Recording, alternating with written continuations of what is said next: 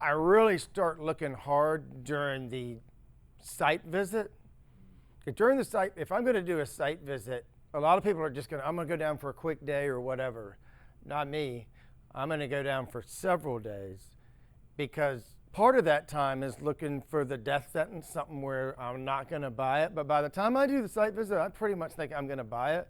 So I'm getting bids because I want to come back and do my spreadsheet. You saw on that spreadsheet, I had a contractor bid for $62,000. Well, I had that when I was raising money. How did I do that? I did that on the site visit. I went ahead and on the site visit, I went for like 3 or 4 days, and I talked to contractors in advance that would meet me during those 3 or 4 days so I could have a decent budget. If you're going to do these things with no money out of pocket, you have to know how much money you need. And when there's $100,000 worth of work, I need enough bids to kind of hone in on where I'm going to be. So it's during that process, the meeting of all the different contractors, that's pretty much where I've been finding my people. Who do you know? Because I may or may not hire that. You know, I had 3 contractors look at the roadwork bid at Meridian, but I asked each of them while they're down there competing for my business, hey, I got this job, you know, and I described this is the job that's going to be, you know, 2 to 3 hours a week. But I just need someone who's honest, ethical, will give a damn, will act like they own the place. They need to be my eyes and ears. Yeah, they got to clean some units or whatever, but they need to check on this place like it's their own. I said, it's not hard work. I think they'll get dirty if it's not hard work. And they can kind of do it on their own schedule most of the time. And I pay pretty good. Who do you know?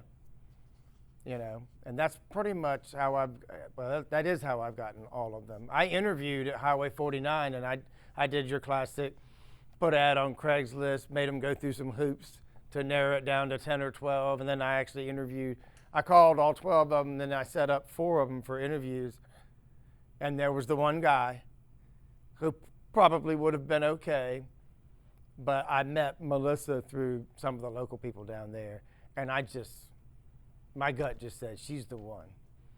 She got divorced, she was a single mom, and she had to move home to live with mom and dad, and that was embarrassing to her. So she wanted to come live there, and that would be her home. And her kid was going to help her, and he does all the hard work, you know, and they take care of this place. And she's proud to live there and not live with mom. And she has another job that makes her, because I don't pay her anything. She just gets to live there. I pay the water bill, the electric bill. She has no cost of living there.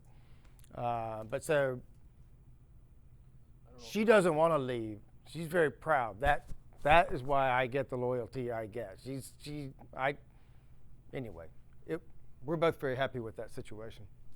What do you pay per hour, like for like Terry? I'm paying 15. I pay Terry by the month, which is a good thing.